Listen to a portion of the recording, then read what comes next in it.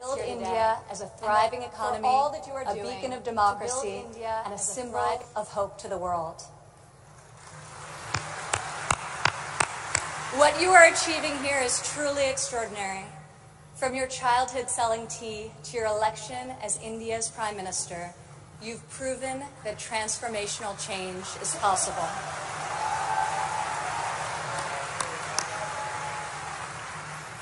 And now you are bringing that promise to hundreds of millions of people across your country. Thank you. To the people of India, I want to congratulate you as you celebrate the 70th anniversary of your independence. You are celebrating it as the world's largest democracies and one of the fastest growing economies on earth.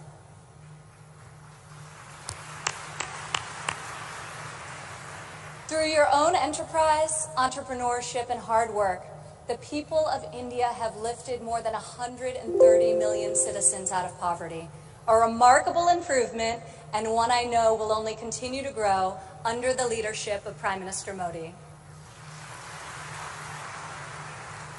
All of you are helping India's middle class reach its goal of nearly 500 million people by 2030. You have opened new universities across the country. Your doctors and scientists are discovering medical cures and life-saving technologies. Your engineers and your architects have built modern wonders that grace your skies.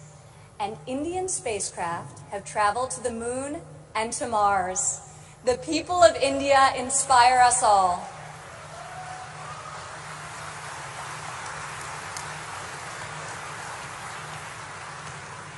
This is the first time India has hosted the Global Entrepreneurship Summit.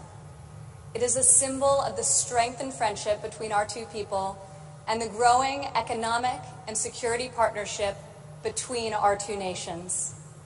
As President Trump said earlier this year, India has a true friend in the White House.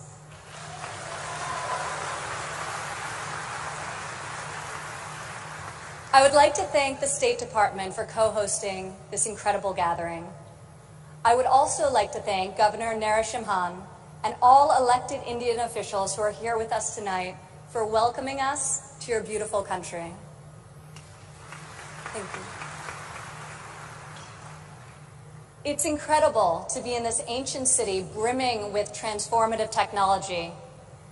Now, your tech centers may even outshine your world-famous biryani. Maybe. CEOs like Microsoft's Satya Nadella went to school right here in Hyderabad.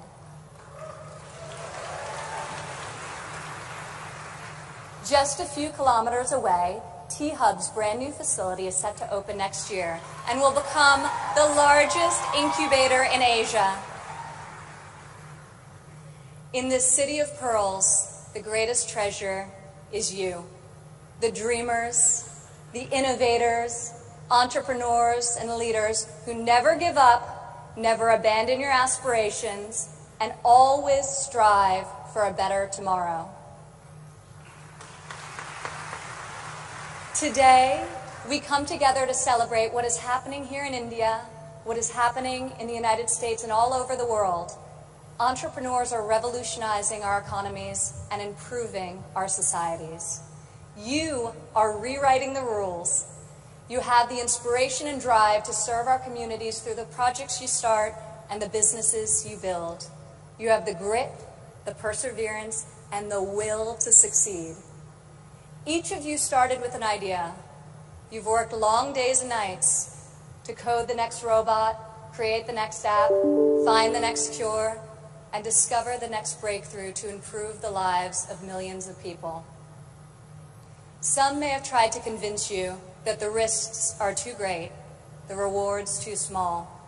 But you are here today because you are not afraid to fail. You want to own your future. So I want to congratulate you on all that you have already accomplished.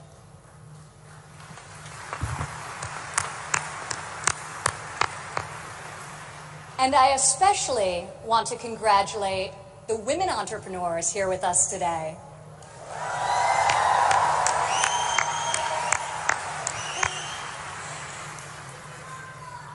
Thank you.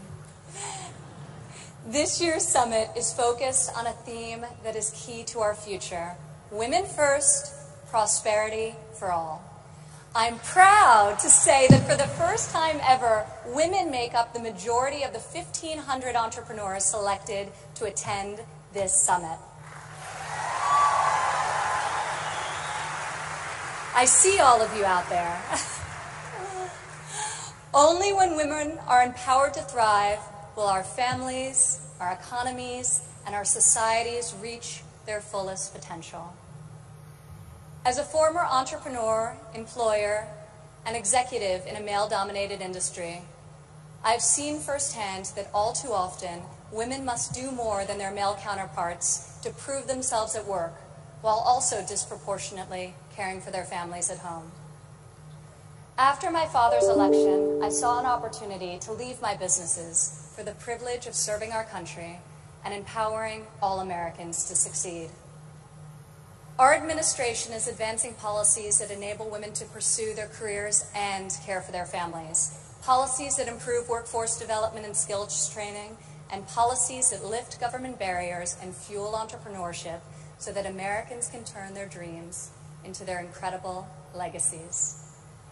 In the last decade, women have made remarkable strides in starting new businesses. Globally, between 2014 and 2016, entrepreneurship activity amongst women has increased by 10%. In the United States, within the last decade, the number of women-owned firms has grown by 45%. Even more promising, minority women have started nearly 8 in 10 new woman-owned businesses.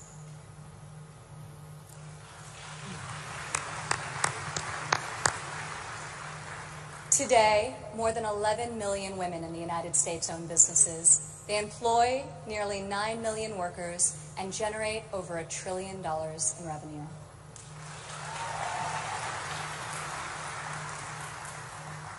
Many women become entrepreneurs and job creators out of necessity. Some weren't given the flexibility they needed at work to care for their families. Others lacked professional sponsors or weren't given a fair shot at a promotion. Instead, women, like the many here today, are charting their own courses and achieving incredible feats. Fueling the growth of women-led businesses isn't simply good for society, it's good for our economy. One study estimates that closing the gender entrepreneurship gap worldwide could grow our global GDP by as much as 2%.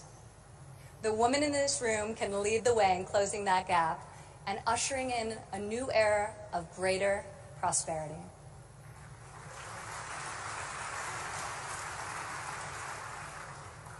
Yet despite the soaring rate of female entrepreneurs, women still face steep obstacles to starting, owning, and growing their businesses. We must ensure women entrepreneurs have access to capital, access to networks and mentors, and access to equitable laws. In developing countries, 70% of women-owned small and medium-sized businesses are denied access to capital. The result has been a nearly $300 billion annual credit deficit for women entrepreneurs in the developing world. In the United States, a Harvard Business Review report found that investors ask men questions about their potential for gains, whereas they ask women questions about their potential for loss. This could in part explain why women entrepreneurs received less than 3% of venture capital funding in 2016. We are working hard to reverse this trend.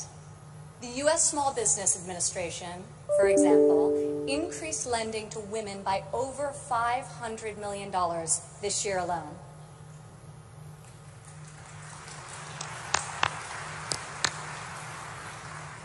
When it comes to networks and mentorship, roughly half of women in the United States say they have difficulty finding a mentor. Yet mentorship is critical to success, as each of you knows. Entrepreneurs need professional guidance to help them start and grow their business. In the United States, we are fostering mentorship through programs such as SCORE, a nationwide initiative where successful men and women coach those who want to become their own CEOs. And when it comes to equitable laws, while many developed and developing countries have made tremendous strides, there is still much work to be done. In some countries, women are not allowed to own property, travel freely, or work without the consent of their husbands. In even more countries, the cultural and family pressure is so great that women do not feel the freedom to work outside of the home. Our administration is striving to promote greater opportunity for women around the world, both through our domestic reforms and our international initiatives. This summer at the G20 conference, the United States was a founding member of a bold new initiative with the World Bank, the Women Entrepreneur Finance Initiative, also known as WEFI.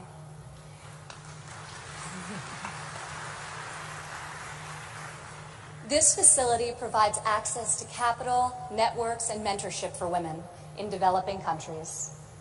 WEFI is the first facility to support women entrepreneurs at this scale, and we anticipate it will be able to leverage in excess of $1 billion in public and private financing. This facility also seeks to address the legal and regulatory barriers that limit opportunities for women entrepreneurs.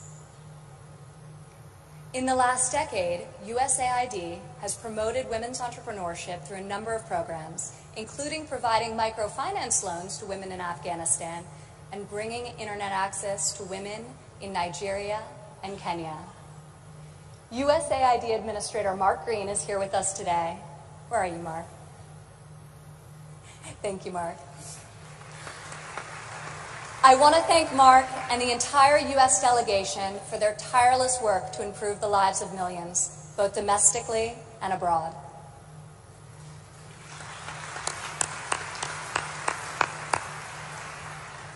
Further, as each and every one of you can attest, this summit is yet another powerful example of a U.S. initiative that connects entrepreneurs around the world with investors who believe in your mission and will champion your success. I want to thank the U.S. business leaders who have traveled all the way to Hyderabad for this inspiring event. I also want to congratulate the more than 350 American entrepreneurs who were selected to be with us here today to represent America's brightest talent.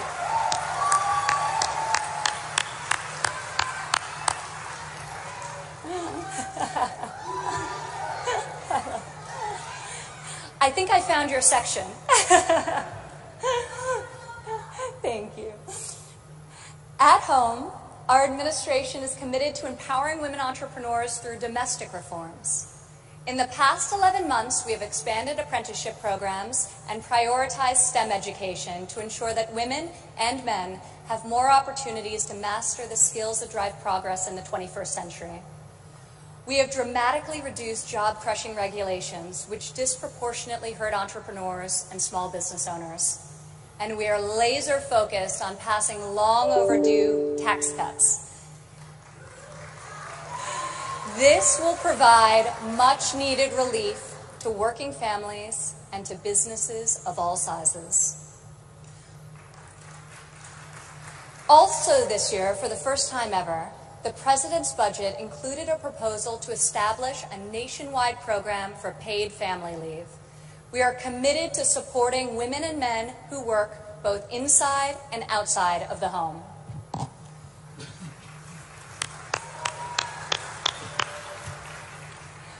When women work, it creates a unique multiplier effect. Women are more likely than men to hire other women, to give them access to capital, mentorship, and networks. Women are also more likely to reinvest their income back into their families and their communities. Here in India, I want to applaud Prime Minister Modi for his firm belief that the progress of humanity is incomplete without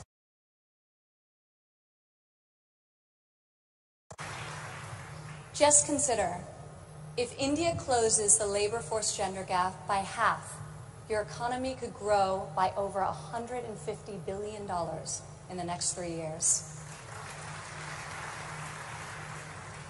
As we kick off this 3-day summit, I encourage everyone here to come together, learn from each other, and find new ways to lift barriers in our society so that women are free to innovate, empowered to succeed, and able to leave our children a brighter future. As we strive for change, we must never forget that the best hope for our future is far greater than any single government policy.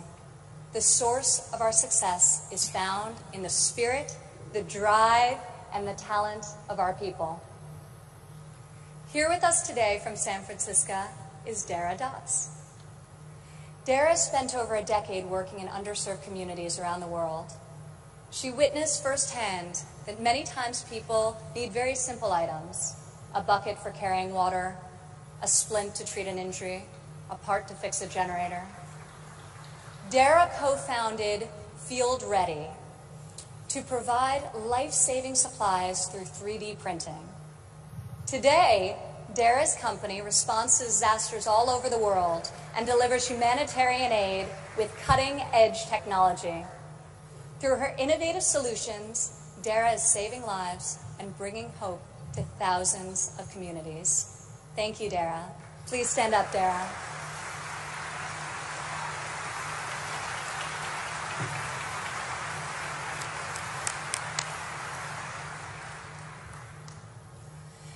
Rajlakshmi Bhartakar joins us from Bangalore, India.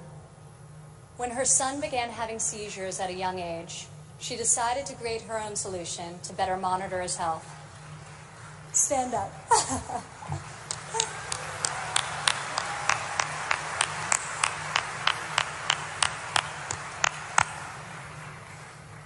She invented a smart glove that predicts, manages, and detects different diseases and disorders using artificial intelligence. Now her company, Terra Blue, aims to make specialty healthcare accessible in even the most remote places in India. Rajlakshmi, your courage and determination is truly remarkable. Congratulations. Thank you.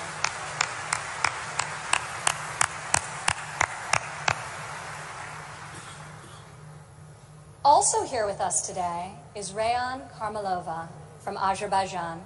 Rayan, please stand up.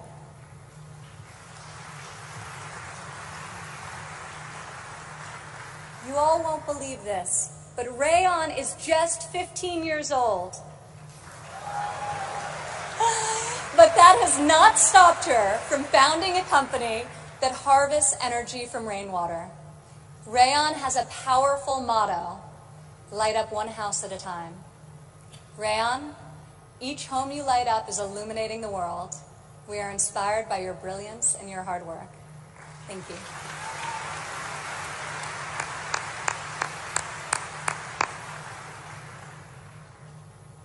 These women represent the vision, the ambition, the grit of every entrepreneur here today. You are saving lives, creating jobs, and bringing hope to our communities.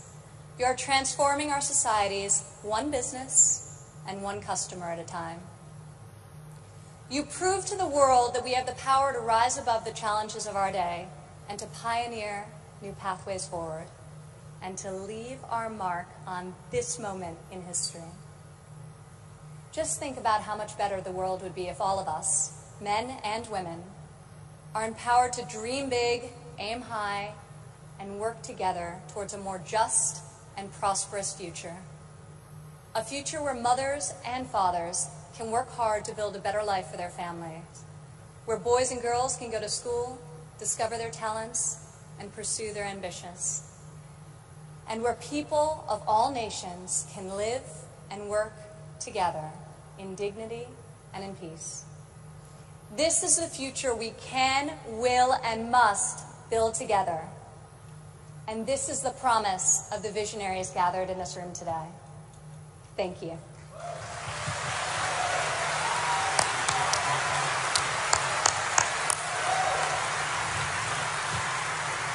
Thank you, Ms. Ivanka Trump.